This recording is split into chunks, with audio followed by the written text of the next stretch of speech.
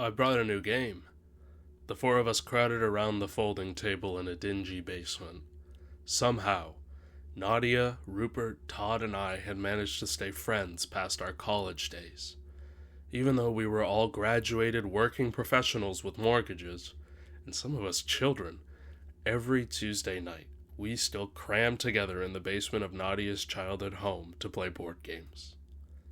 When our fifth member, Paul, was here, we'd continue our D&D campaign, but he was gone more and more on business trips. Todd pulled the lid off the board game. "What is it?" I asked. "No idea," Todd said. "That's part of the fun. Found it at the back of my parents' game closet." "Which means we have to take half an hour to figure out the rules," Nadia snorted. "It doesn't look so bad," Todd said.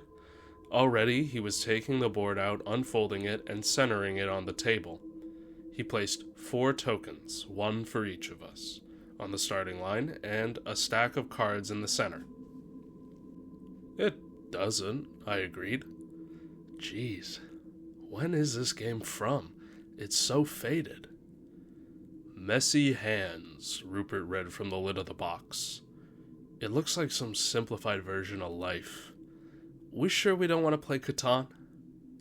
"It'll be fun," Todd insisted, an edge of annoyance in his tone. Not surprising. The 4 of us, 5, including Paul, had been friends for years. We were masters at forgiving each other by now, which also meant we were masters at getting on each other's nerves. Fights were common, but we always resolved them. "Let's give it a chance," I said before a fight could break out. Todd spent less than a minute scanning the rules. "Okay, pretty simple. We just take turns flipping over a card and doing what they say on the back. Nadia, ladies first." She shrugged and nabbed a card. She read it, then set it on the table where we could all read it. "Do a jumping jack to advance 1 space." Okay," she giggled. "So it's like some lame version of Truth or Dare?" "You gotta do it," I said. She did, and moved her token forward once. I flipped over a card next. "Lick your neighbor's hand to advance 2 spaces." "2 spaces?" Nadia said. "Not fair." Her tone was uncaring, though. None of us seemed to care much about this kid's game. We were doing it to appease Todd, though even he was looking skeptical now. No harm in playing along to make him less embarrassed, though, so I dropped my face dramatically and touched my tongue to Rupert's hand. "Disgusting," he laughed. I pushed my token 1 past Nadia's. Rupert was next. "Tell a secret to advance 2 spaces. Draw again." "Uh-oh," he said. "You're right, this is like Truth or Dare." "You're stalling," Todd said. He rolled his eyes. "Fine. You know how I said your new haircut looks good? Yeah, well, it's all uneven in the back." He flipped another card. "Tell a bigger secret to advance 1 more space. Draw again." "What the?" Rupert looked at Todd. "Did you set this up?" Todd shrugged. It was odd to get those cards one after the other. Then again, we hadn't actually shuffled them. They'd probably just come like that. Well, okay," Rupert said. "Let's see. In high school, I was in the same lit class my brother took 2 years before. He'd given me his old computer with all his old files, so I would just turn in his same essays for homework." Nadia oohs, and we all laugh. It sounded like something Rupert would have done. He's always been the most amoral of us, to say the least. He flips his third card. Tell your biggest secret to advance 1. Again, Rupert looked at Todd. Okay, not funny anymore. I swear I didn't put that there. Okay, well, I'm done.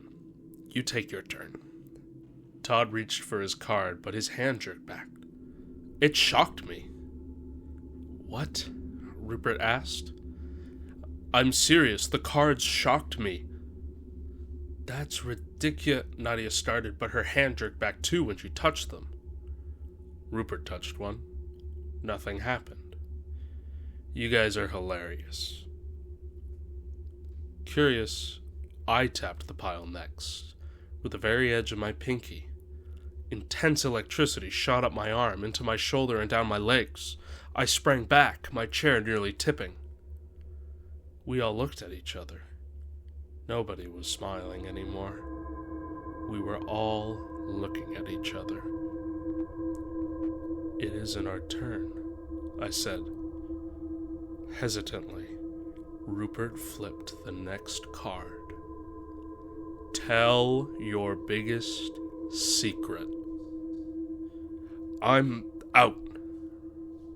Red-faced, he snatched his coat from the back of the chair and stormed for the basement door. When he got there, he swore. What is this? We rushed over. He was straining against the clearly locked basement door. Why was he so angry? I'm sick of this game! He screamed, and before any of us could react, he kicked at the flimsy basement door, splintering it. He threw the door open to reveal a wall. The one way out was entirely sealed off, as if it had been that way for years. We all stared. I swear I don't know what's going on, Todd said. Rupert stormed past us to the window. He climbed on a chair and shoved it open, but even from my spot, I could see the window was walled in too. We spent minutes exploring the basement for a way out, but it was entirely, unexplainably sealed off. None of our cell phones worked either. Messy hands, Nadia whispered finally. I think we have to finish the game before it lets us out. I'm not doing that, Rupert insisted. Why not? Asked Todd. Come on, I don't want to be trapped in here just because you can't tell us a dumb secret. Yeah, why? I asked. What's the secret? What? We all asked over and over. What couldn't he tell us? Finally, Rupert exploded. I'm cheating on Rachel, okay? Happy? We all gawked. Rachel was his wife of 5 years. They had a kid together. We liked Rachel. Rupert was already trying at the basement door again, but the wall was still there, solid as before. We had to keep playing. Todd went next, trembling. Point at your least favorite friend to advance 2. Everybody close your eyes, he instructed us. We did. Okay, he said after a few seconds, and moved his piece forward. Even if we hadn't seen who he'd pointed at, it surprised me how quickly he'd chosen. Nadia was next. Do another jumping jack to advance 1. Not all of them were bad, not nearly as bad as Rupert's first turn. We went one by one, doing whatever things the game said. From then on, if we had to confess something distasteful, the rest of us would follow Todd's example and plug our ears. For one turn, I had to strip completely down, but the others all closed their eyes until I was dressed again. Slowly, the cards got worse. There was still the occasional freebies. For some reason, jumping jacks kept coming up for Nadia. But overall, the tasks became less harmless. Cut 6 inches from your hair to advance 1. Nadia teared up. Her hair wasn't long to begin with. 6 inches would make it practically a pixie cut. She took nearly an hour to work up the nerve. She tried screaming at the sealed-up door and failed over and over to connect to the non-existent Wi-Fi. We didn't coerce her, but eventually she grabbed a pair of scissors, in tears, and sheared off most of her hair. It was nearly 8 a.m. now. Our families would be wondering where we were. My turn. Draw blood to advance 1. Draw again. The draw agains were never a good sign. I used a box cutter to poke at my finger until a line of red appeared. Draw more to advance 1. Draw again. Wonderful. Just great. I used the box cutter on my thigh this time. When I tried to pick up another card, though, it shocked me. I cut again until blood was dripping onto my socks. Draw more to advance 1 from somebody else. At least there's not another draw again, I said. Do me, Rupert volunteered. He'd been pretty silent since his first turn. I knelt down to his leg. Wait, Nadia said. Head wounds bleed the most for the shallowest cuts. Sorry, I told him.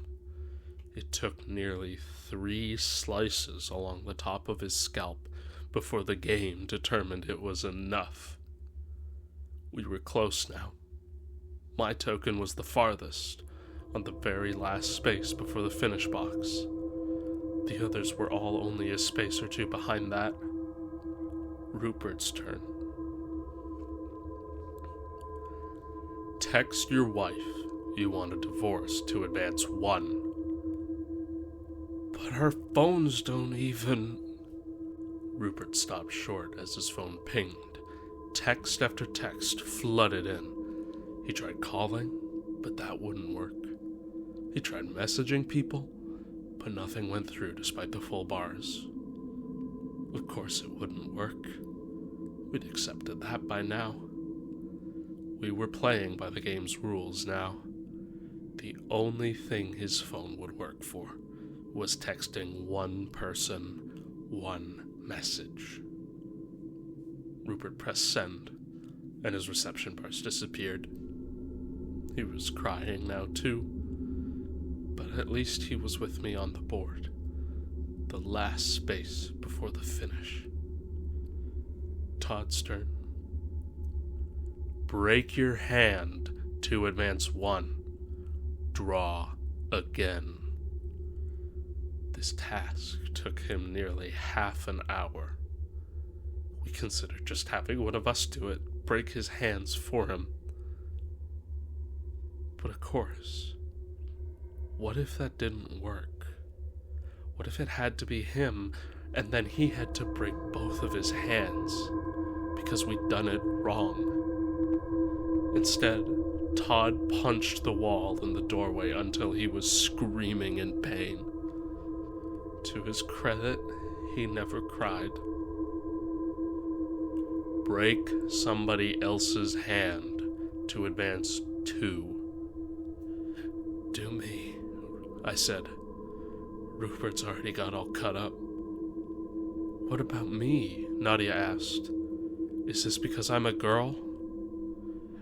How about we just put off the gender equality conversation for another time? All right?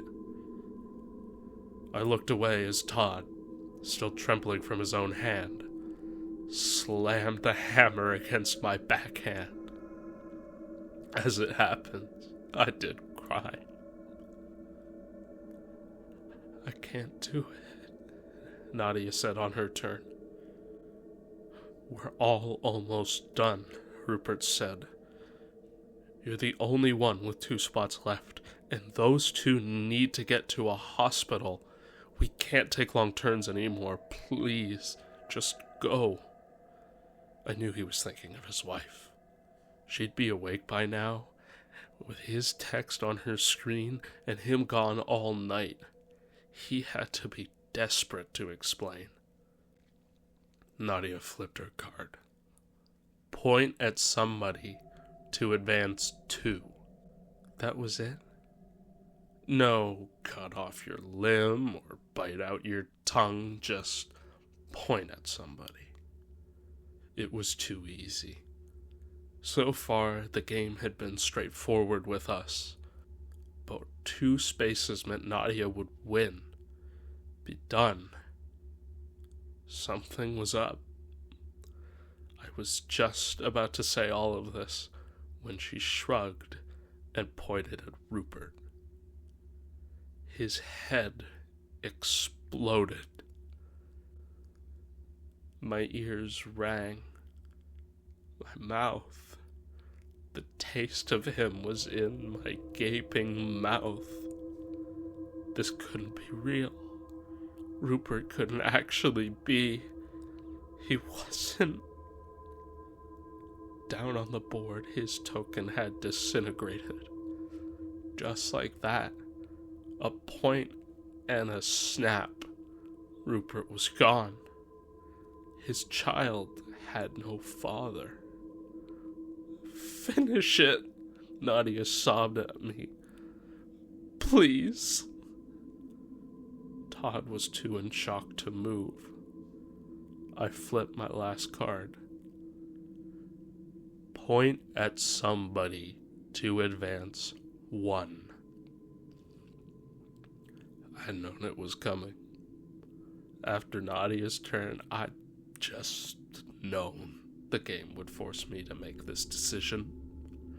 Especially now that we knew what the pointing meant. If it could make a noise, it would be laughing. Choose me, Nadia begged. I can't do it anymore. It just says somebody, I said. I'm somebody. I can choose myself. Please, look at what I did to Rupert. I can't keep going on after this. Even so, I readied my good hand to point at my own face. This ended now.